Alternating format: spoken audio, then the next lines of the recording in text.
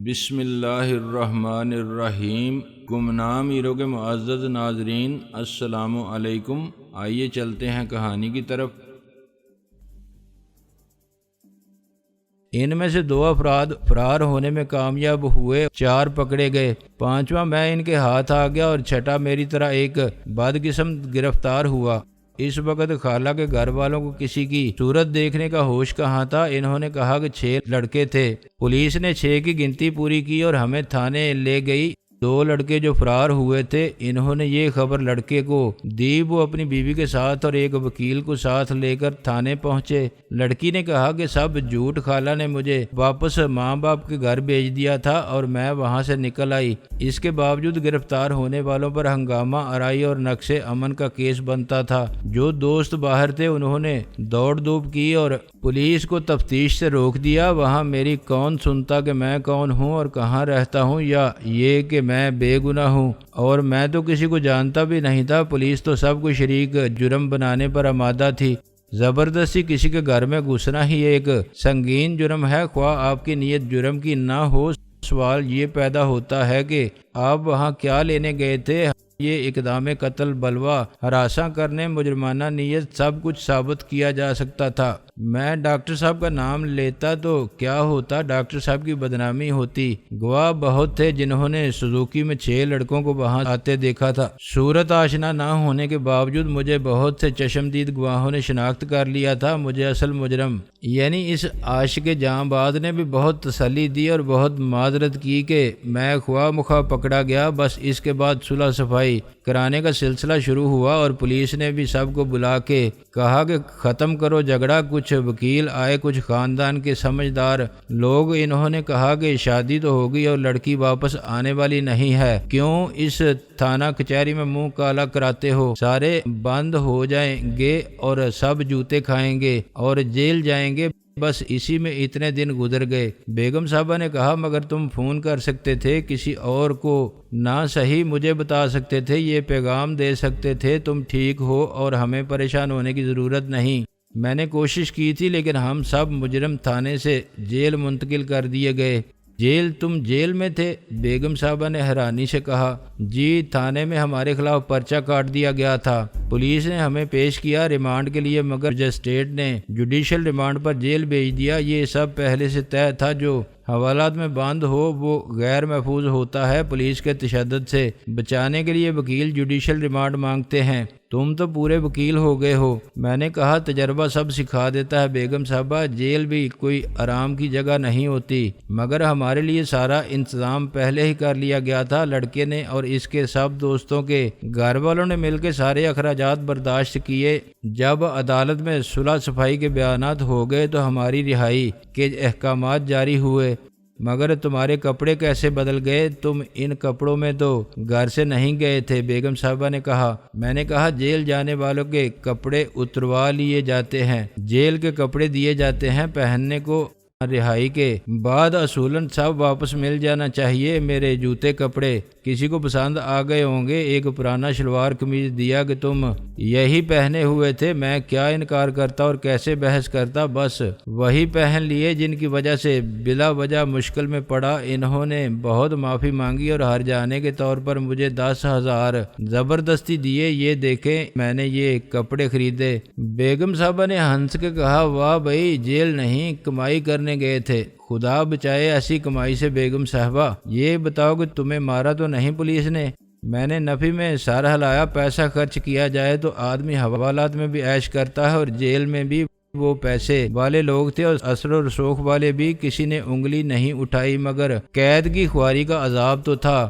مجھے معلوم تھا کہ میری یہ کہانی ڈاکٹر صاحب کو زیادہ قائل نہیں کرے گی، وہ اور بہت کچھ جاننا چاہیں گے، مثلا یہ کہ وہ کون لوگ تھے جن کے جھگڑے میں بلا وجہ ملوث ہو کے میں تھانے اور جیل ہو آیا تھا، ان کے نام کیا ہیں اور کہاں رہتے ہیں۔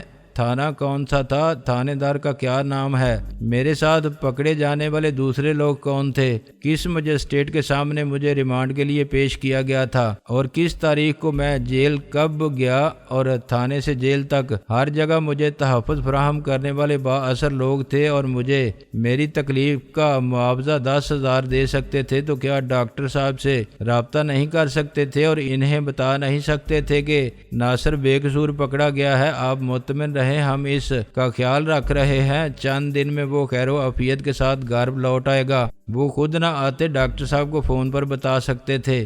میں نے بیگم صاحبہ سے کہا تھا کہ مجھے ڈاکٹر صاحب کی بدنامی کا خیال تھا، اس لیے میں نے ان سے اپنے تعلق کو ظاہر نہیں ہونے دیا۔ ڈاکٹر صاحب تو کہیں گے کہ یہ کیا بات ہوئی، میری بدنامی کا اس میں کون سا پہلو ہے جب تم نے کچھ کیا ہی نہیں تھا، بفرض محال تم ان لڑکوں میں شامل ہوتے تب بھی میں تھانے جا کے خود تمہیں چھڑا لاتا، ایک فون کروا دیتا، کسی کو پتہ بھی نہ چلتا، تو بدنامی کا کیا سوال ان سے۔ مجھے یہی ڈر تھا کہ میں ایک جھوٹ کو چھپانے کے لیے 10 جھوٹ بولوں گا، لیکن وہ ہر جھوٹ کا پوسٹ مارٹم کر کے مجھے جھوٹا ثابت کر دیں گے، اور ظاہر ہے اس کے بعد میری پوزیشن بہت خراب ہو جائے گی، اگر میں نے انہیں سچ بتایا تب بھی اور نہ بتایا تب بھی۔ بیگم صاحبہ کو سخت رنج ہوگا کہ میں نے ان سے اتنا بڑا جھوٹ بولا اور انہیں بیوقوف بناتا رہا۔ میں ایک فقیرنی کے عشق میں دیوانہ تھا اور استحصال ان کے جذبات کا کرتا رہا۔ ڈاکٹر صاحب تو نوٹس دے دیں گے کہ اب اٹھاؤ اپنا بوریا بستر اور جا کے ڈیرا ڈالو درے جانا پر، یا جاؤ جہنم میں، اب تم سدھر نہیں سکتے، تمہارا مستقبل تاریک ہے اور ہم اپنے گھر میں تمہارے قیام کی ذمہ داری کا رسک نہیں لے سکتے، کیونکہ تمہارا سایہ بھی ہمارے بچوں پر پڑا تو وہ بھی برباد ہو جائیں گے۔ خلاف توقع ایسی کوئی بات نہیں ہوئی۔ بیگم صاحبہ نے تو جذباتی ہو کے فوراً انہیں فون پر مطلع کر دیا تھا کہ خیر سے بدھو گھر کو لوٹ آئے ہیں۔ وہ دوپہر کے بعد لنچ کے لیے آئے تو انہوں سرسری انداز میں میری سٹوری سنی اور کھانا کھاتے ہوئے بھی کبھی کبھی بولتے بھی رہے کہ اچھا ویری بیڈ، پھر کیا ہوا؟ اوہ بات اتنی بڑھ گئی، جیل یاترا بھی ہو گئی خیر سے، بڑی بے وقوفی کی تم نے کہ ہمیں نہیں بتایا۔ لیکن صاف ظاہر تھا کہ ان کا ذہن کسی اور بات میں الجھا ہوا ہے۔ انہوں نے میری بات کچھ سنی اور کچھ ان سنی، یا سنی تو پوری توجہ سے نہیں سنی۔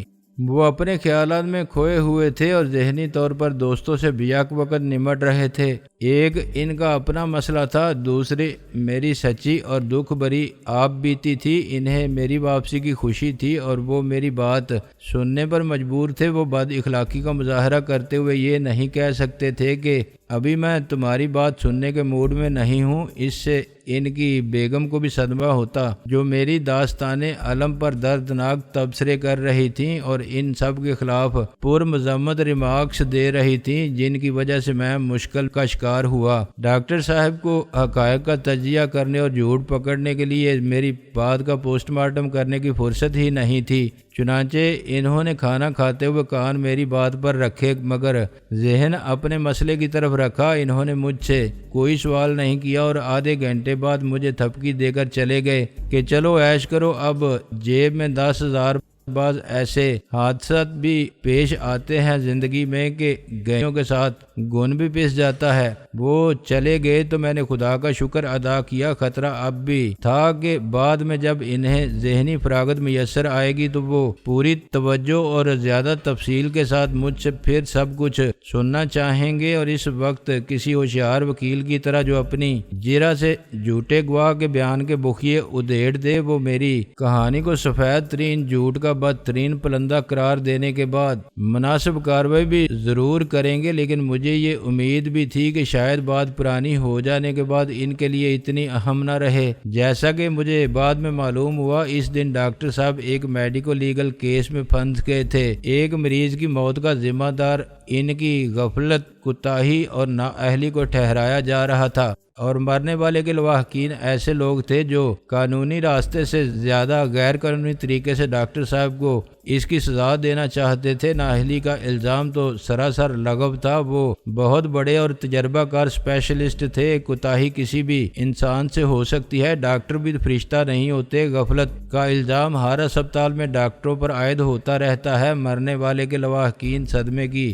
جذباتی کیفیت میں اس حقیقت سے بھی صرف نظر کرتے ہیں کہ زندگی اور موت من جانب اللہ ہے اور موت کا ایک دن اور وقت متعین ہے جسے ٹالا نہیں جا سکتا۔ وقتی صدمے کی اشتعال امیز جذباتی لہر گزر جاتی ہے تو وہ خود ہی سمجھنے کے قابل ہو جاتے ہیں یا سمجھانے والے سمجھا دیتے ہیں کہ ڈاکٹر کے خلاف کبھی کچھ ثابت نہیں کیا جا سکتا۔ جو خود کو قانون سے بالاتر طاقت سمجھتے ہیں وہ بھی ڈاکٹر کو معاف کر دیتے ہیں۔ اس رات ڈاکٹر صاحب دیر سے آئے اور وہ اپنے وکیل سے مشورہ کرنے گئے تھے اور کچھ ایسے لوگوں سے رابطہ کر رہے تھے جو مشتعل لواحقین کے سامنے ان کے عذر بے گناہی کی وکالت کر سکیں۔ میرا ذہنی اور جذباتی مسئلہ سب سے الگ تھا۔ ابھی تک میری نظر میں گزشتہ رات کے واقعات کی ایرر فلم چل رہی تھی۔ شاہ جی کے اچانک نازل ہونے کے بعد جو کچھ ہوا تھا اسے یاد کر کے میرے رگوں میں خون کی روانی سرد پڑنے لگتی تھی۔ رہ کے مجھے شادوں کا خیال آتا تھا۔ معلوم نہیں بعد میں شاہ جی نے اس کا کیا حشر کیا ہوگا۔ وہ ضدی، سرکش اور حوصلہ مند لڑکی تھی۔ مجھے یقین تھا کہ وہ مار برداشت کر لے گی۔ ممکن ہے وہ باپ کے سامنے ڈٹ جائے اور اس کی آنکھوں میں آنکھیں ڈال کے اعتراف جرم کر لے اور باپ اس عیار حسینہ عرف باغی محبوبہ کو تشدد کے ذریعے راہ محبت سے ہٹانے کا خیال چھوڑ دے۔ اس کا کچھ اور بندوبست کرے، اسے میرے خیال کی پہنچ سے بھی دور پہنچا دے، یا راتوں رات اس کا ہاتھ کسی کے ہاتھ میں تھما کے کہے کہ چاند سی بنو اب تیرے حوالے۔ مجھے یہ بھی یقین تھا کہ وہ باپ کو میرے بارے میں سچ کبھی نہیں بتائے گی، اسے میرا فون نمبر یا پتہ ہرگز نہیں دے گی، لیکن یہ بھی ہو سکتا ہے کہ موقع ملتے ہی وہ مجھ سے فون پر رابطہ کرے یا فرار ہو کے ڈاکٹر صاحب کے بنگلے پر پہنچ جائے۔ شاہ جی کو کیا معلوم کہ میرا ایسا معزز ٹھکانہ بھی ہو سکتا ہے۔ یہ بھی ممکن ہے کہ وہ رئیس سے پوچھے اور پوچھنے کے لیے پولیس کا طریقہ اختیار کرے، مگر رئیس کے پاس نہ میرا فون نمبر ہے اور نہ پتہ ہوتا، تب بھی وہ شاہ جی کو کچھ بتانے والا نہیں تھا۔ میں نے سارا دن شدید اضطراب میں گزارا۔ میں آرام کرنے کے بہانے اپنے پرانے بیڈ روم میں سر تک کمبل اوڑھے لیٹا رہا اور سوچتا رہا کہ اب مجھے کیا کرنا چاہیے۔ شادوں سے ملنے کی کوشش کرنا خودکشی کے مترادف تھا۔ میں اسے فون بھی نہیں کر سکتا تھا۔ فی الحال شاہ جی اپنی بیٹی کو سخت حفاظتی پہرے میں رکھے گا، شاید خود ریوالور لیے بیٹھا رہے گا کہ میں شہید محبت کہلانے کے شوق میں ادھر کا رخ کروں تو وہ میری یہ خواہش پوری کرے۔ شام سے پہلے رئیس سے رابطہ مشکل تھا اور اس سے ملنے میں بھی خطرہ تھا کہ شاہ جی کے مخبر رئیس کے پیچھے ہوں گے تو میں ایسے پکڑا جاؤں گا جیسے چوہے دان میں داخل ہونے والا چوہا پکڑا جاتا ہے۔ میں سونا چاہتا تھا۔ گزشتہ رات میں نے ریلوے پلیٹ فارم پر سخت ذہنی اور جسمانی اذیت میں جاگتے گزاری تھی، لیکن نیند اب بھی میری آنکھوں سے دور تھی۔ مجھے ڈر تھا کہ کہیں شادوں کا فون نہ آ جائے، کہیں وہ خود نہ پہنچ جائے، میرے اندازے غلط نہ ہو جائیں۔ شاہ جی کے دباؤ میں شادوں نے یا رئیس نے میرے بارے میں کچھ بتا دیا تو شاہ جی اپنے خاص آدمی مجھے اٹھوانے کے لیے ڈاکٹر صاحب کی کوٹھی کے باہر تعینات کر دے گا۔ شام کے بعد میری آنکھ لگ گئی اور میں پھر جاگا تو رات ہو گئی تھی۔ کوٹھی میں بھی سکوت تھا۔ اندر نہ ٹی وی بول رہا تھا اور نہ گھر والے باتیں کر رہے تھے۔ میں نے لائٹ جلائی اور وقت دیکھ کر حیران رہ گیا۔ گھڑی کی دونوں سوئیاں منطبق ہونے والی تھیں۔ 12 بجنے میں 10 منٹ تھے۔ اس کا مطلب یہ تھا کہ میں 6-7 گھنٹے سوتا رہا تھا۔ دروازہ کھول کے میں باہر آیا تو ڈاکٹر صاحب کے بیڈ روم میں دروازے کے نیچے سے روشنی کی لکیر نظر آ رہی تھی۔ ابھی وہ جاگ رہے تھے لیکن بچے سو چکے تھے۔ نوکر سرونٹ کوارٹر میں سوتا تھا۔ کچن اور لاؤنج کی ساری لائٹس آف تھیں، لیکن باہر پورچ میں جلنے والی روشنی کھڑکیوں کے شیشوں سے چھن کر اندر بھی پہنچ رہی تھی۔ اب مجھے بھوک محسوس ہو رہی تھی۔ میں نے فریج کھول کے دیکھا تو اس میں میرے کھانے کے لیے بہت کچھ تھا۔ آدھا پائن ایپل کیک تھا، پھل تھے اور مٹھائی تھی۔ پھر مجھے ایک گتے کا ڈبہ نظر آیا، اس میں تقریباً 1/4 پیزا تھا۔ شاید ڈاکٹر صاحب یہ رات کو واپسی میں لائے تھے یا پھر وہ باہر کھانا کھانے گئے تھے۔ یہ 1/4 پیس میرے لیے ہی بچایا گیا تھا۔ انہوں نے اس خیال سے مجھے نہیں جگایا ہوگا کہ تھانے اور جیل کی پریشانی اور بے آرامی کے بعد مجھے کھانے سے زیادہ پرسکون نیند کی ضرورت ہے۔ میں نے ٹھنڈے پیزے کے ساتھ ایک پیپسی کی بوتل نکالی اور اپنے کمرے میں لوٹ آیا۔ اب میں بہت پرسکون تھا اور خوف جو میرے اعصاب پر سوار تھا پس منظر میں چلا گیا تھا۔ اب آہستہ آہستہ دانتوں نے پیزا کاٹ کر کھاتے ہوئے اور پیپسی کے گھونٹ لیتے ہوئے میں نے اس صورتحال کا پھر سے جائزہ لیا اور سوچنے لگا کہ اب مجھے کیا کرنا چاہیے۔ کیا میں لوٹ کر آنے کے لیے گیا تھا؟ کیا اب میں شادو کو حاصل کرنے کے لیے کچھ نہیں کروں گا؟ میں بزدلوں کی طرح یہاں چھپا بیٹھا رہوں گا خواہ وہاں شادو پر قیامت گزر جائے؟ میری واپسی کی امید میں راہ تکتے تکتے اس کی آنکھیں پتھرا جائیں، اس کے دل میں محبت کے سارے چراغ بے نور ہو جائیں اور سارے خواب دم توڑ دیں۔ اچانک مجھے احساس ہوا کہ شادو ایک پورا دن انتظار کے کرب میں گزار دیا ہے اور میں یہاں بیٹھا پیزا کھا رہا ہوں اور پیپسی پی رہا ہوں۔ اس نے تو ایک منٹ ضائع کیے بغیر اپنی جان ہتھیلی پر رکھ کے میری جان بچائی تھی۔ لائٹس بند کر کے اس نے میری فرار کی راہیں کھول دی تھیں اور پھر مجھے 10,000 فراہم کر دیے تھے تاکہ جدوجہد کے وسائل سے محرومی کا احساس میرے ارادوں کی کمزوری کا سبب نہ بنے۔ 24 گھنٹے بعد وہ کہاں ہوگی، کیا کر رہی ہوگی اور کیا سوچ رہی ہوگی؟ اس کے آنسوؤں سے بھری سوجی ہوئی آنکھیں، اس کے رخساروں پر خشک ہو جانے والی اشکوں کی لکیریں، اس کا اجڑا ہوا ویران چہرہ، درد کی زبان میں فریاد کرتا بدن، تنہائی اور بے بسی کی لمبی رات میں انتظار کا کرب، نا امیدی کا عذاب، یہ سب کس لیے تھا اور کس کے لیے تھا؟ وہ کسی مقفل دروازے کے پیچھے فرش پر پڑی ہوئی یا دست بستہ اپنے کمرے کی تاریکی میں مر جانے کا سوچ رہی ہوگی۔ شادو کے تصور نے میرے لیے فیصلے کو آسان کر دیا۔ میں نے پیزا کا آخری ٹکڑا پیپسی کے آخری گھونٹ کے ساتھ حلق سے اتارا اور اپنے کمرے سے باہر نکل آیا۔ ڈاکٹر صاحب کے بیڈ روم کے دروازے کے نیچے اب روشنی کی گویا لکیر نہیں تھی۔ باتھ روم سے تولیہ اٹھا کے میں ڈرائنگ روم کی طرف پورچ میں آ گیا۔ اپنے پیچھے میں نے ہر دروازہ بند کر دیا تھا تاکہ آہٹ پر کسی کو شک ہو اور کوئی باہر نکل کے دیکھے تو اسے سب ٹھیک نظر آئے۔ زینے کے اوپر پہنچ کے میں دبے پاؤں چلتا ہوا واٹر ٹینک تک گیا۔ آس پاس کے سارے علاقے میں ایسی ہی کوٹھیاں تھیں لیکن ان کے درمیان کچھ فاصلہ تھا۔ کسی کوٹھی کی چھت دوسری کوٹھی کی چھت سے نہیں ملتی تھی۔ اندھیرے میں مجھے دیکھنے والا کوئی نہیں تھا۔ میں نے بلا تکلف تردد اپنے سارے کپڑے اتارے اور واٹر ٹینک پر چڑھ گیا۔ اس کا ڈھکنا لوہے کا تھا، اسے میں نے پوری احتیاط سے کوئی آواز کیے بغیر اوپر اٹھا لیا۔ پھر میں گوپ اندھیرے میں اتر گیا۔ اندر 3 فٹ سے زیادہ پانی تھا۔ میں نے پیروں کی مدد سے فرش کو قدم قدم کھنگالنا شروع کیا۔ اس سے یقیناً تہہ میں بیٹھی ہوئی مٹی کا غبار اٹھا ہوگا اور اس نے پانی کو گدلا کر دیا ہوگا، مگر میں یہ سب دیکھ نہ سکا۔ 4-6 گھنٹے میں یہ غبار بیٹھ جائے گا اور صبح تک کسی نل کے پانی میں کوئی گدلاہٹ باقی نہیں رہے گی۔ 5 منٹ سے بھی کم وقت میں مجھے وہ چیز مل گئی جس کی مجھے تلاش تھی۔ میں نے جھک کے وہ پیکٹ ہاتھ میں اٹھا لیا اور کھلے حصے تک پہنچ کے اوپر رکھ دیا۔ پھر میں خود باہر نکلا۔ لوہے کا ڈھکن اسی طرح اپنی جگہ پر رکھا اور تولیے سے بدن صاف کر کے پھر وہی کپڑے پہن کے میں نے پلاسٹک کے پیکٹ کو بھی تولیے سے پونچھا۔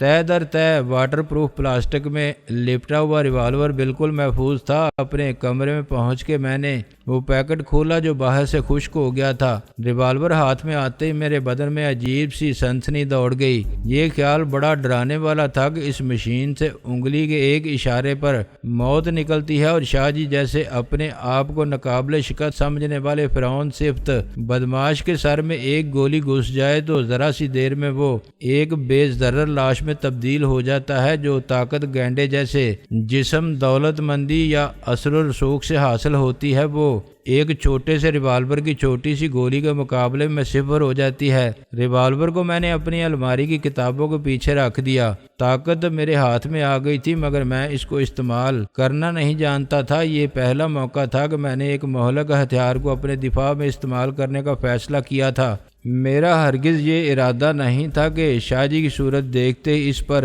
گولی چلا دوں۔ میں نے طے کیا تھا کہ ریوالور کو صرف اسے دہشت زدہ کرنے کے لیے استعمال کروں گا۔ میں صرف شادو کو اپنے ساتھ لانا چاہتا تھا۔ شاہ جی یقیناً میری راہ میں حائل ہو کے میرا راستہ روکنے کی کوشش کرے گا۔ میں اسے خبردار کر دوں گا کہ وہ کسی غلط فہمی میں نہ رہے۔ یہ ریوالور بالکل اصلی ہے اور ضرورت پڑنے پر میں گولی چلانے سے دریغ نہیں کروں گا۔ اگر اس کے باوجود شاہ جی نے چالاکی یا بہادری دکھائی تو پھر میں کوشش کروں گا کہ اس کے سر کا یا سینے کو نشانہ بناؤں۔ 8-10 فٹ کے فاصلے نشانہ خطا ہونے کا سوال ہی نہیں۔ 15-20 فٹ دور سے بھی گولی کہیں تو لگے گی۔ 6 فٹ اونچے اور 2 فٹ چوڑے یعنی 12 اسکوائر فٹ کے ہدف میں ایک گولی سے کہیں بھی سوراخ کر دینا مشکل کام نہیں ہو سکتا، اور بفرض محال شاہ جی بچ گیا، تب بھی پہلے فائر کے بعد وہ ہوش میں آ جائے گا یا بے ہوش ہو جائے گا، پھر اسے میرے احکامات کی تعمیل کرنی پڑے گی۔ میں اسے باتھ روم میں بند کر سکتا ہوں اور باہر سے کنڈی لگا سکتا ہوں، مگر باتھ روم میں کنڈی کہاں ہے؟ باتھ روم لاک بھی نہیں کیا جا سکتا۔ خیر، اسے کمرے میں بند کر کے ڈالا جا سکتا ہے، ہاتھ کمر کے پیچھے باندھ کر منہ پر ٹیپ لگا کے یا کپڑا ٹھونس کے۔ اس کار خیر میں شادو ہی میری مددگار ہوگی۔